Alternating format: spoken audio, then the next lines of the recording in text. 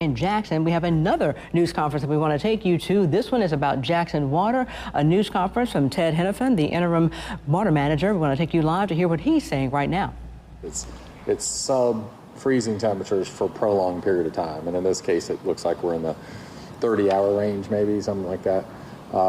And so, over that period of time, we'll have some sunshine. It looks like maybe in the day on Tuesday, so that might warm up some of the outdoor features just with the sun. So this isn't as bad of the event as we had in December of last year from a length of time and temperature-wise. But I want to assure you that we've done everything we can, and to that extent, we had Jacobs, who's the plant operator, work on the winterization of both plants.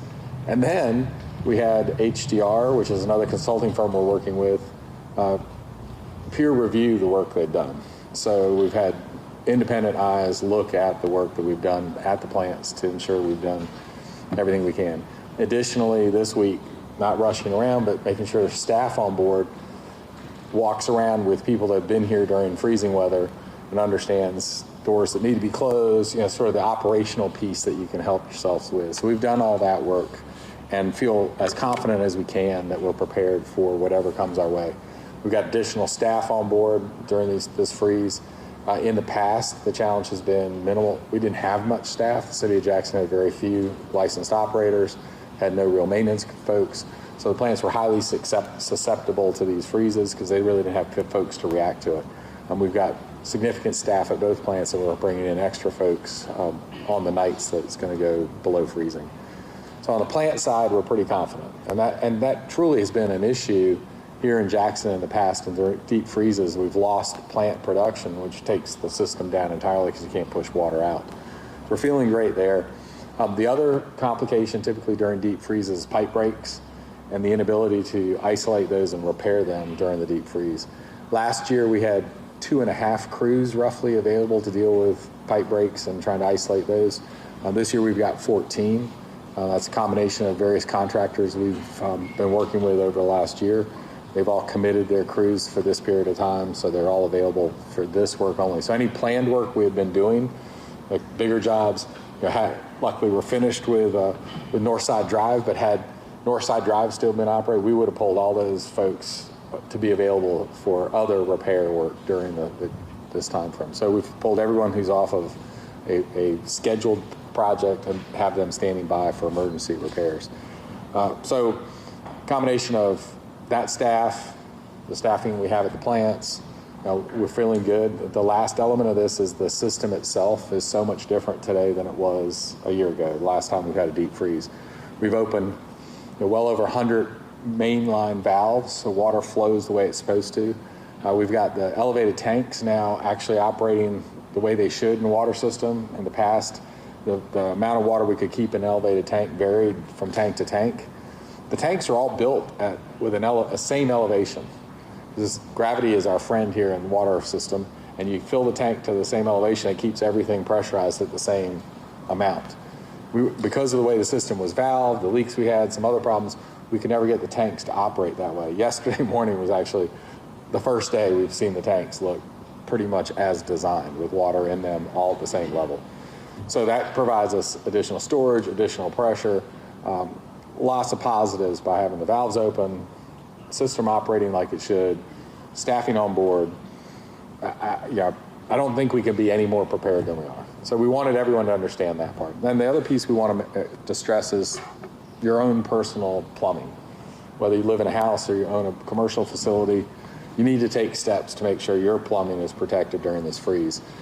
Last year at Christmas, when we had the deep freeze, it happened over the Christmas holiday. The next day was a holiday. Many commercial buildings, owners didn't go back into their buildings until like the Tuesday.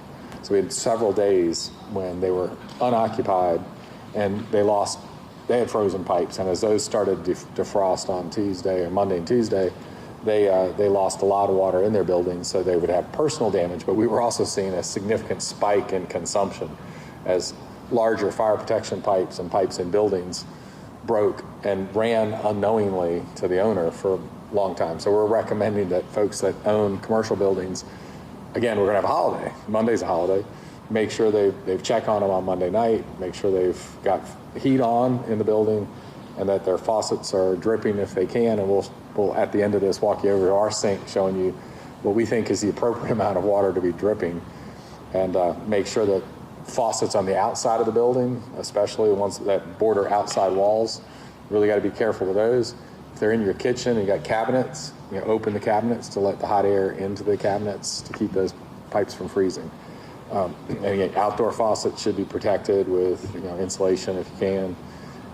And commercial buildings also, many of them have outdoor backflow preventers. So you see these as you outside the commercial building, there might be a larger diameter pipe that comes up out of the ground, goes across and goes back down. There's a series of valves on top of that. Those are also susceptible to freeze if there's no water flowing through them for an extended period of time during cold weather. We saw many of those freeze during the last December deep freeze that we had in 22. So those are also, and there's a responsibility of the building owner. They should have an insulated box over them or heat tape wrapped around them, but they seem to have forgotten that those are susceptible to freezing as well. So we're working with the Chamber of Commerce, get their newsletter with some ideas for commercial folks to make sure they're paying attention. So everyone needs to make preventative measures on their own water system, their premise plumbing, the plumbing in their house, plumbing's in their building, and dripping faucets, and we're going to walk over there, is a critical part of that to keep water flowing. But running your faucet wide will really hurt our system as well, because you'll use up a lot of water, a lot more water than you normally would. So a small dripping faucet, and we'll show you what that looks like, runs at about 2 gallons an hour, and that equates to 48 gallons a day. Over a prolonged time, just in one day, that's not that bad. And for the individual customer at $6 a CCF, it's about 39 cents more in your water bill.